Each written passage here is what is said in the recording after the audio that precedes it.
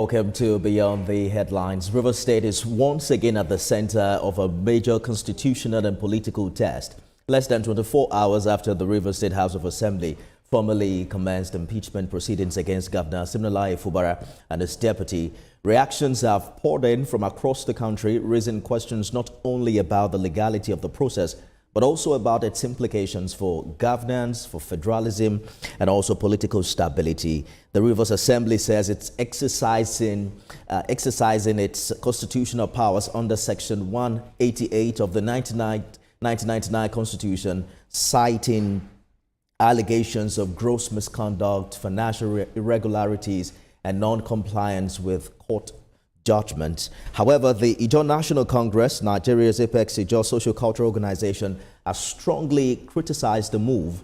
It's warning that it could undermine democracy and destabilize the Niger Delta. Let's bring in Professor Benjamin Okaba, who is president of the Ijaw National Congress. With him tonight is political analyst Ayo. Gentlemen, let's go beyond the headlines. Professor, your organization has described this impeachment process as a threat to democracy. What specific features of this process, as it stands today, raise that concern for you? Thank you very much. When we see the impeachment process, we should first and foremost realize that the weaponization of impeachment as a process of settling scores has happened the third time since 2023 in Rivers State. And again, the background that there were moves made by well-meaning Nigerians, including the president of this country, to broker peace. And in all, it's just about state capture, who is in charge of this, not about any misdemeanor or infractions committed by the government. And also going by the body language of some state actors, talking about in the past 3 weeks, statements, declarations that Fubara should not have a second tenure, certain officers appointed by the state governor should be sacked, and some other things that are coming up by way of rumor. I call them rumor, though they are widespread. They are everywhere. Talk about some kind of toxic agreements, which by purportedly by the governor and the minister of the Federal Capital Territory. This background to this, and again going by graphics showing that some persons that have no business with the assembly were even part of the impeachment process. So we took a total look of all of this and said that yes, Section 188 is being cited, but in the manner I wish this same process is started, following the same bravado that was introduced some years ago, talking about 2023 and some time ago, that we believe that this incessant threat is in itself a threat to democracy. Yes, what are the issues? You talked about misappropriation, etc., or you call for the submission of supplementary budget. Take the issue of supplementary budget for instance. It is supplementary budget is submitted by governor, not by duress. It is when he considers that appropriate, that he needs approvals to deal with certain things. But in as much as he feels that it is not appropriate, he can't do it. So why will that issue become an impeachable offense? So, and again, most of the things they are talking about were issues that were raised earlier, and well-meaning Nigerians have tried to look at that and say, please, and to the extent that, in fact, reducing the entirety of all this struggle to two individuals, And we said, no, that is not appropriate. Because as we speak, it's still very obvious that the assembly is just been playing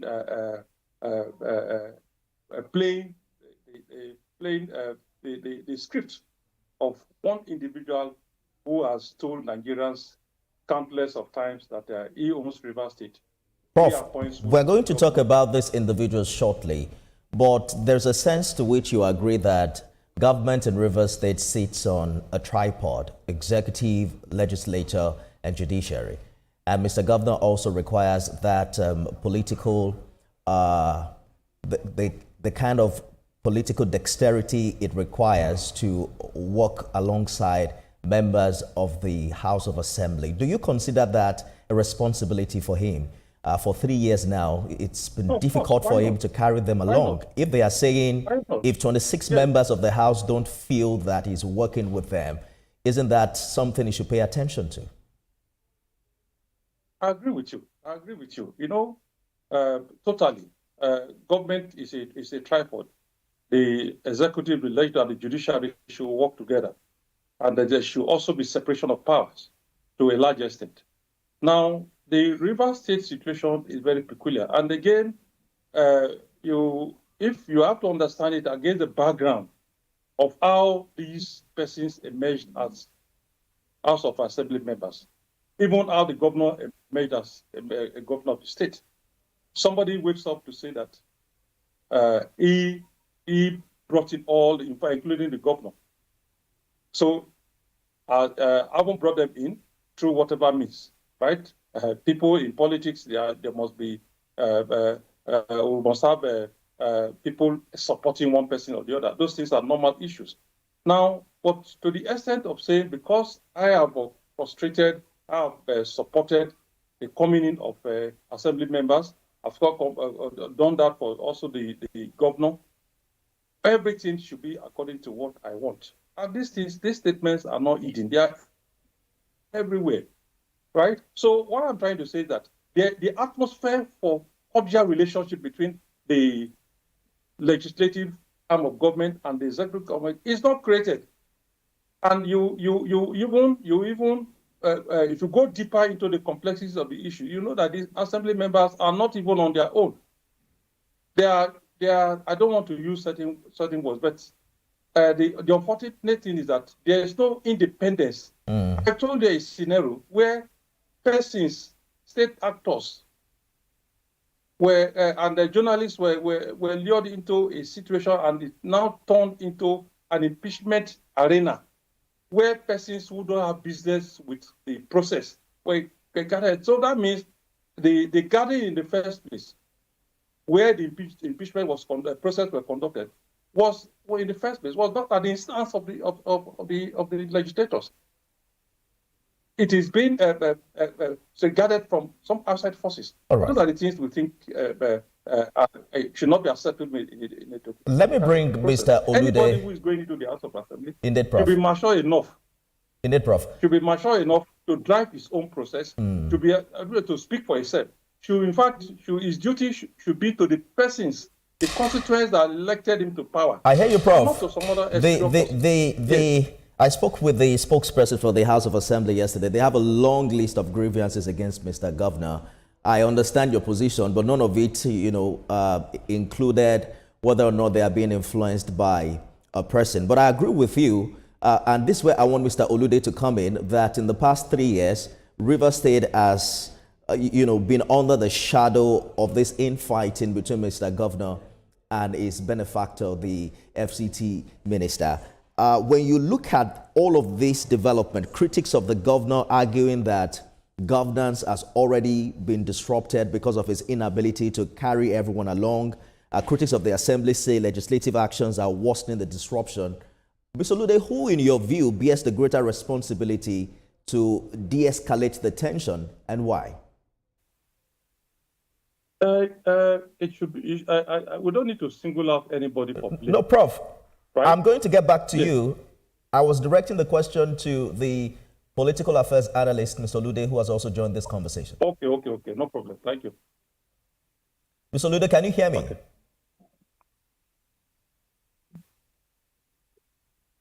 All right. Sorry, I think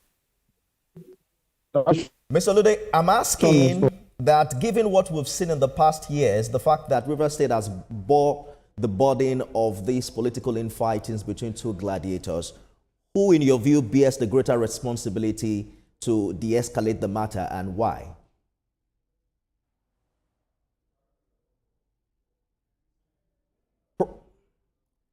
Prof, it seems we're having difficulties connecting with the other guest. Let me get your view on that. Okay, my view is it should be shared responsibility. You shouldn't blame anybody. Shouldn't blame the governor. Shouldn't blame the legislators solely. Or they all together should shift their sword. There should be some level of independence. I want to believe that if the legislators today agree to be legislators by being independent and to carry out their mandate with the development of Rivers State as their priority, and the governor on his own part do the same thing. They have a meeting point. But what is playing out here is that it is a pursuit beyond. There's a disagreement, there's a disconnect between the major focus of government. While one is tilting towards the driving towards the benefit of some particular individual who has boasted that he is the father and mother of the state and that he must have control of everything. Have you seen the so-called agreement where you talked about no appointment at all the local government areas should have local government chairmen that will not be loyal to him. Commissioners list must be posted. He must relieve. He has to sack his chief of staff and all that. He must not go for a second term. Those are aberrations in normal cases. And these persons we are talking about, who are supposed to be legislating, are taking these issues more as their primary responsibility. Prof, and that is where we have issues. It sounds like so you have seen yes. You have seen that agreement. I haven't seen it. But are you saying that you have not seen it? It's all over. I will post it to you. Okay. But the interesting... I will send a copy to you. An interesting way to look at it would be that Fubara would never have been governor if he wasn't supported by former Governor Wike. And we keep hearing the term agreement is agreement. Do you think he also has that, he carries that burden of responsibility, choosing the path through which he became governor to honor whatever agreements you say it's out there? No, let me say it this way. Wike himself, I can mention 2-3 people that facilitated Wike's appointment or election as governor, including Ijaw's sons and daughters. Yes, people, even the likes of Peter Odili, who made him chairman of local government and all that. These persons were governors. And when they left governors, they left the structure for the governor. Is you understand this? That yes, you have supported somebody or you trained your child to school, all right, and made him a medical doctor. Does not mean that you define and dictate his entire life. The man, yes, he benefited from you. Yes, thank God for that. And he has acknowledged that fact severally, that yes, you made me this. But will that be a guarantee for you to destroy the same assistance, the same weapon, the same instrument you gave to him? That is exactly right. You are talking about the barbarian attitude, right? Okay, when we raise questions even about this same agreement, right? Now, that same day where we saw some people coming out, I have raised questions. I'm the president of IAC, so I've raised quite a number of questions, even with the governor. Now, what was the dynamics of that scene?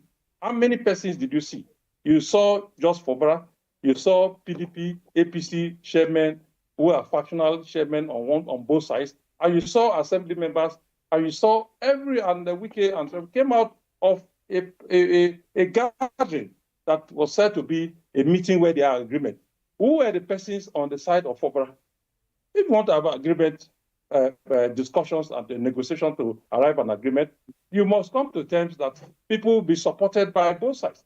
There are people that are staunch members of the Wike team. They are also also his supporters, visible people, but none of these persons were there. Prof, so we can even allude to the fact that it was even ambushed into what was. If I can jump in very quickly, a meeting. Because of our time, we have just about 2 more minutes to what go. Was actually a meeting of Wike and his followers, and he was just invited in, and they just came and addressed the press that we just reached an agreement. And of course, when we saw the terms of agreement, they were laughing. Yes. Nobody in the right senses will sign such agreement. Again, as we speak, just like you said, if you can hear me, Prof. There's no document to show that. Yes. The INC is now calling on Mr. President to intervene again. Now, the thing about this is that he's intervened like twice, and what we hear is that after such intervention, there have been agreements that both parties, were signatory to, and the grievance from the other side is that Mr. Governor has not honored the agreement. Precisely, what do you think Mr. President can do differently this time? And is there also, because you have spoken you've spoken comprehensively on what you expect from the former governor. Do you think Governor Fubara also carries some weight of responsibility in resolving this matter? He does. And precisely, how do you expect Mr. President to intervene this time, contrary to what he's done in the past? Well, the president has a major role. In first of all, we have said that he has given a responsibility to the Minister of Federal Capital, and the president should call him to order to concentrate on his duties as a minister and allow the governor to be governor. Allow the governor to be governor. People have, in the past, and it's a continuous process, have always assisted people to be governor. So that is exactly the demand. And again, this position I'm postulating is being echoed by so many persons across sectors in this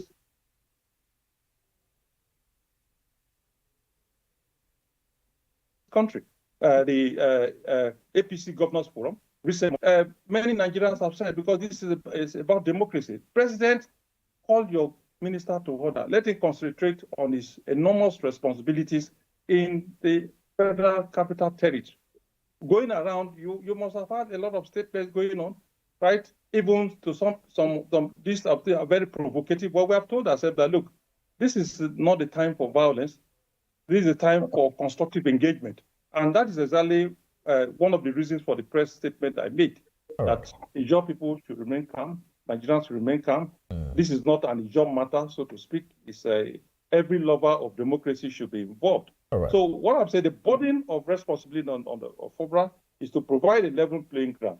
And that, again, cannot be forced on an unwilling ox, because there are some persons who have decided to be recalcitrant to what is either the man is removed or nothing. And I think that is not good enough.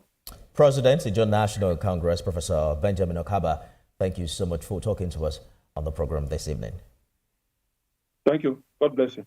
We had challenges connecting with Ayo Olude, but a big thank you, Mr. Olude, for also joining the conversation. That's our show today.